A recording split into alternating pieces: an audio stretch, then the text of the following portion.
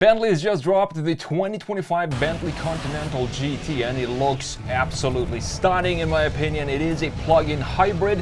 What we're going to do in this video, me and Greta here, we're going to have a look at this design from a front, side and rear, compare it to the previous I'm not sure if this is a facelift or I think this is a brand new one. We're going to compare the front, side, rear and also the interior to the previous Continental GT and see what's up with this design. Bentley is just making stunning cars these days. And also I'm going to let you know why I think the more colorful interior suits Bentley a lot more than what we saw in the new Rolls-Royce Cullinan. So first of all, let's have a look at this article from Car and Driver. 2025 Bentley Continental GT plug-in hybrid is heavier but mightier. It better be mightier and more powerful if it's going to add hybrid technology in here. That's the problem with hybrids today.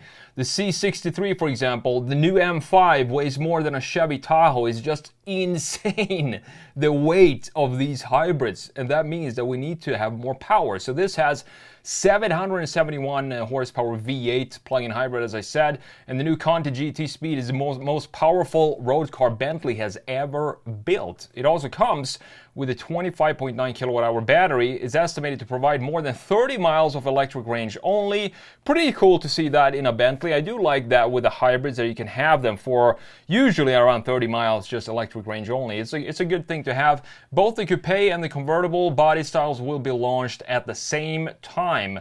Now, Bentley describes as the fourth generation, despite continuing to share much of its core structure with its predecessors. That's what I was thinking here, because it looks very, in the bodywork itself, the metalwork of the car looks very, very similar to the predecessor. I'm not sure if I should call it a pre-facelift or previous version.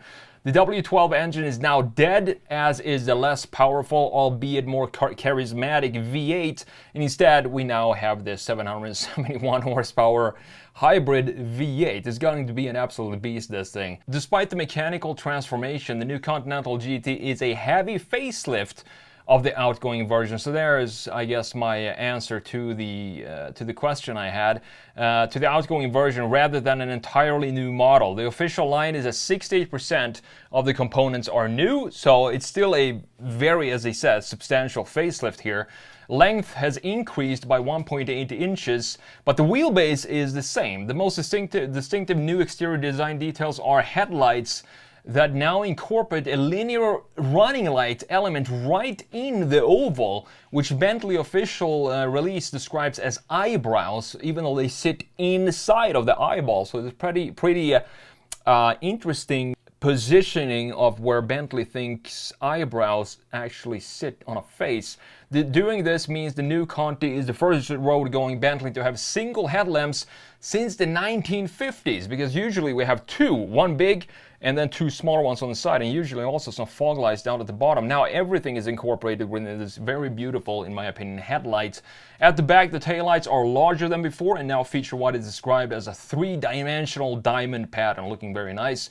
Inside, you have the digital instrumentation has been redesigned, but the center console seems to be unchanged, meaning physical switchgear for various dynamic functions as well as the AC controls remains. Thank you, Bentley, for not doing a horrible mistake to make everything into pixels. As before, there will be the option of rotating center display. One thing that I think is very cool with Bentley, if you want to have a classic layout, a classic and a classy layout, you just rotate the infotainment screen, hide it, and you get these dials and gauges instead. So you have either the 12.3-inch touchscreen, a trio of analog gauges, or simply a blank but beautiful piece of handcrafted veneer. Very, very nice. The new GT Speed combines the efforts of the twin-turbo V8 power, which has 584 horsepower, which is 42 more than the outgoing V8. But in addition to that, you also have the 187 horsepower electric motor, so you have 771 horsepower and 738 pound-feet of torque. You want to have all-wheel drive in this car. It's a heavy beast. You don't want to shred the tires after just 10 miles, so all-wheel drive is standard on the new Bentley Continental GT Speed. And it's also able to drive at speeds of up to 87 miles per hour in just electric mode. Very cool. The Continental GTC has a slightly lower top speed than the coupe, limited to 177 miles per hour. The hardtop, however, goes up to 208 miles per hour. 0 to 60 done in about 3.1 seconds. Now they launched the new Bentley Continental GT with the speed attached to it, and that means that probably they're going to launch a lesser version than this in the future. I guess we're going to have to wait and see. Now let's jump into Photoshop here and let's have a look at this design. So for some reason, I'm not sure entirely why, I have the new one on the left side and the old one on the right side. So it's kind of flipped this time, but I'm sorry, you're gonna have to live with that. So here we have the new one up here and the old one. Loved the old one. This is Gotham City design, very Art Deco style with the headlights here, round headlights. Here you can see we have, I'm not sure if this is, it's probably a radar down here. Then you have two lights up here. Now in the new one, check this out. They made everything into one single unit. And even though some might think that this is just cutting right into this beautiful oval that we have here, I actually think it adds a lot of personality to this car without ruining the elegance and the stateliness on the front end of the car. But if we look at the hood and everything, the body panels, they look very much the same. So check out the lines here that we have in the hood, for example, the center line, these lines at the sides, and also this fender line. They are pretty much exactly what we had in the previous Continental GT Speed. The lower section has also been redesigned a little bit. Not sure which one I prefer here, honestly, because this has a clear separation here. I do like how it goes into the lower part of the grille and how these are in the same line here at the bottom. In the new one, you can see that this piece is now a little bit more separated from what's going on in the middle lower section of the car. This feels like it sits almost outside of everything else, while this center portion is pretty much very identical to what we have in the pre-facelift. Looking at the side view here, super muscular design. What I love about Bentley is this specific line that we have right here over the rear axle. This is a line that's properly plants this car and adds a lot of muscle to the overall shape of this car. Then you have this shoulder line stretching all the way to the front end and dipping slowly down into the headlight in the front end. Overall, just a stunning design, and you can feel that this is a heavy car just by looking at the proportions of this thing. I also love how this cuts in and creates this beautiful chamfer in the rear end. Very similar, again, to what we had in the pre-facelift. Down here we have the same shoulder line here, the same line going over the rear axle in this case, and the same exact shoulder line in the front end, and the roof line is intact as well. As it says, 68% of the parts, I think they said, were new. So some of the new parts here is going to happen, of course, in the headlights in the front end, but also here in the rear end.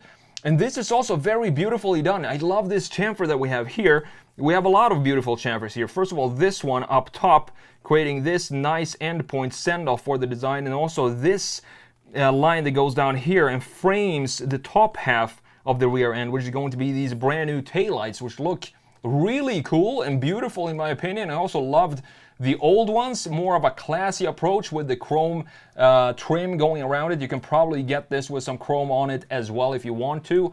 But just have a look at this line here. Such a beautiful, this is one of these lines I can tell that it was sketched by hand just by looking at the fluid motion of this design. A beautiful design there. Some new features in the lower section. For example, we don't have quad tailpipes anymore. Instead, we have two big stylized tailpipes like this, almost triangular in each corner. Still looks very classy and very elegant. And I also love the overall lower section with this integrated diffuser in the center portion of the car and a clear separation between the top half, just like we have in the front end, top half of the graphics and the lower half of the graphics. Even though I think it was better separated in the previous one, because this had a clear line here in the middle, while in the new one you can see that we have this line now cutting down here and going kind of, it doesn't really have a connection to what's going on down here in the lower section. So in this case I would like to have the new taillights, but the overall rear end design of the previous one I think looks more classy. Now, last but not least, looking at this new interior, as you can see there's really not a lot of changes here. For the interior, the center portion looked pretty much the same.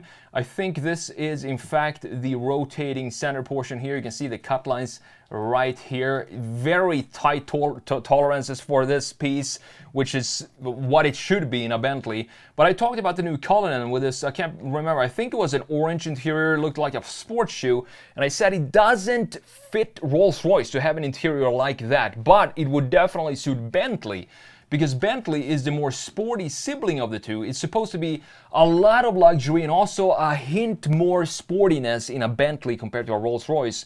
So for that reason, I do think that these orange accent color that we have in this case look very, very cool, in addition to this massive carbon fiber dash that looks super clean and elegant. Big, massive panel here, speed logo in the middle, beautiful steering wheel as well. You have this diamond pattern for the door panels as well, in addition to a lot of physical buttons here. Just have a look at all these beautiful buttons that we have in the center and also up here for the radio settings. Overall, a beautiful update by Bentley. I do love that they made this update very, very conservative, because the previous Continental GT feels, to me at least, it came out just yesterday and it still has a very clean design. They just smoothed out and they made the graphics, specifically the front end headlights, they made them a little bit more sporty. So instead of having more of a circular headlight, they now squished it down and made it more of an oval to make it a little bit more sporty, in my opinion. Looking great, and I can't wait to see this out on the road.